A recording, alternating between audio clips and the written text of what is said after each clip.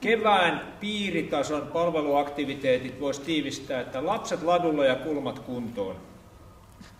Lapset ladulle eli lasten leijonahiihtoja. Tiedossa on 3 leijonahiihdot.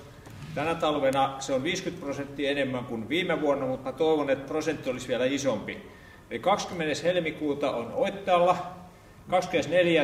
helmikuuta Kannelmäessä, jos on lunta, ja 24. helmikuuta iltapäivällä on Jätkäsaaressa. Eli 3 on nyt sovittu, ja mä oon luvannut joskus aikana ihan kirjallisestikin, että mä lupaan jokaisena hiihtolomaviikon päivänä tulla auttamaan lasten leijonahiihdoissa. Eli tätä viestiä saa viedä.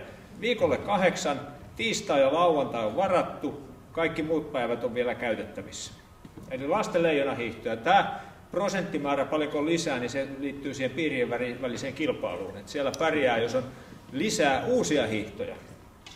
Ja se on nyt oikeastaan se, että siis siitä on nyt yksi Facebook-tapahtuma on tehty ja mä teen ne muutkin sitä mukaan, kun varmistuu kaikki kaupungin apu ja muu. Ja sen jälkeen me voidaan niitä ruveta jakamaan Jellona-infossa. Itse asiassa P-piirin omilla sivuilla on jo se Oittaan tapahtuma laitettu.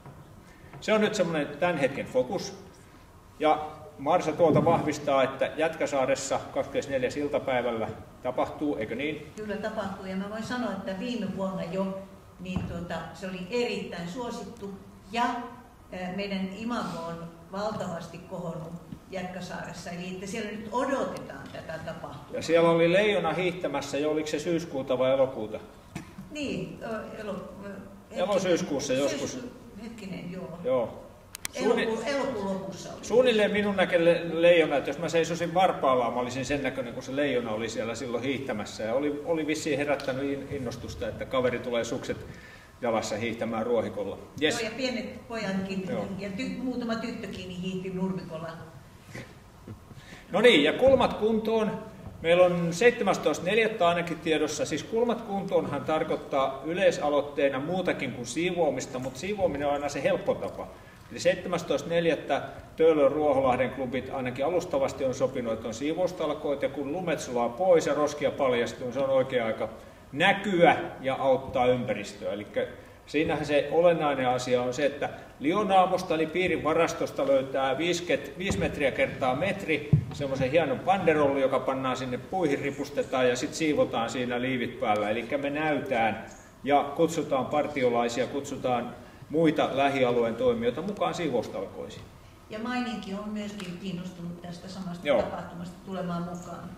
Nämä on semmoisia, joita mä toivon, että kaikilla alueilla, kaikissa lohkoissa, kaikissa klubeissa otetaan huomioon. Semmoinen, josta mä en tiedä, Mika ei ehkä ole vielä kuullut, mutta kuulemma Tapiolan klubi yhteistyössä piirin kanssa ja Sitin kanssa järjestää leijonahiihdot Silkkiniityllä hiihtolomaviikolla. Tämä on suuri uutinen juuri minulle. Olen varmaan ainoa, joka klubissa ei tiedä asiasta. Okei, no niin, siis en tiedä, onko se edennyt mihinkään. Tämmöinen idea vaan heitettiin, että jos Tapiolan talviriehaa ei järjestetä, niin järjestetään edes lasten hiihto. Kaikki klubeihin vietävät. Lasten leijonahiihto ja kulmat kuntoon. Toki kaikkea muutakin klubit tekee, mutta nämä on ne, mihin mä satsaan. Sitten oikeastaan tiedoksi LCIF:n Ukraina-apu, eli LCIF:ltä ollaan seuraavaa erää hakemassa avustusta, että saataisiin piiritasolla. Meillä on pieni työryhmä.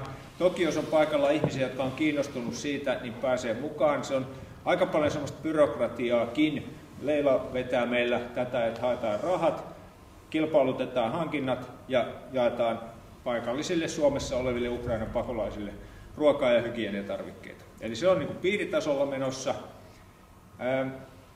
Sitten siellä oli monta muutakin terveysasiat, eli kävelyviikko on tulossa toukokuussa, ja piirin hyvinvointipäivä oli hienosti osattu asettaa meidän kevään kävelyviikon päätöspäivään.